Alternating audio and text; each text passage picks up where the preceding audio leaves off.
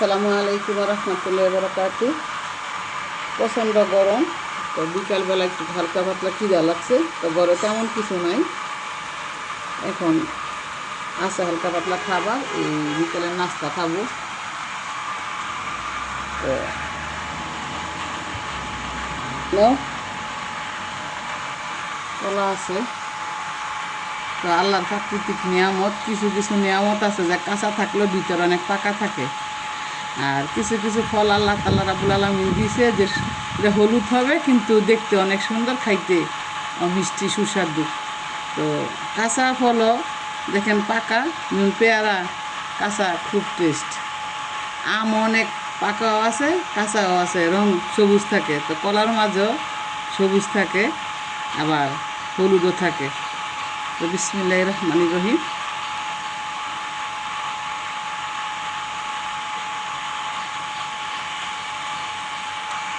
খাও।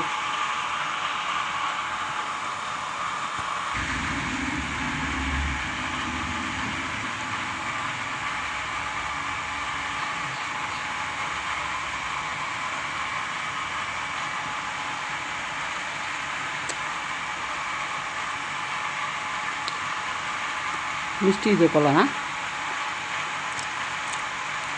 হ্যাঁ।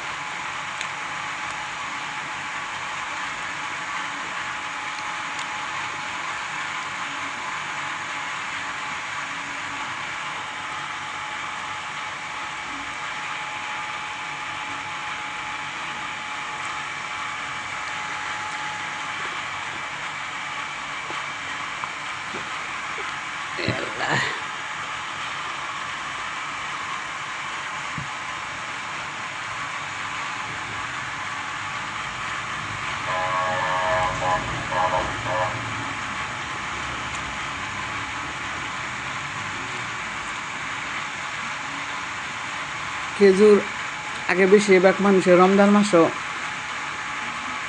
অনেক পছন্দ করে খাইতো, কিন্তু এখন আল্লাহর নিয়ামত, এটা অনেক পুষ্টিকর খাবার। তার জন্য 12 মাসে এখন সবাই খেজুরটা অনেক পছন্দ করে আর সবাই খায়।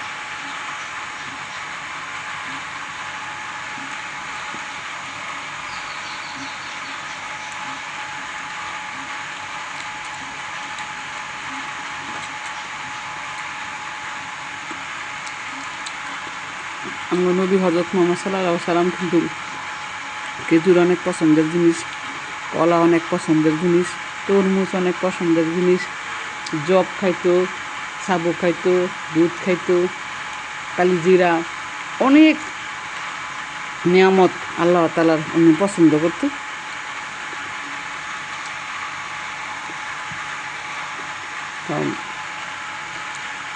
আমরা ওনার উম্মত হিসেবে ওনার খাবারগুলি আমাদের কাছেও অনেক পছন্দ লাগে, কারণ অনেক পুষ্টিকর খাবার এগুলি, লিকুইড খাবার।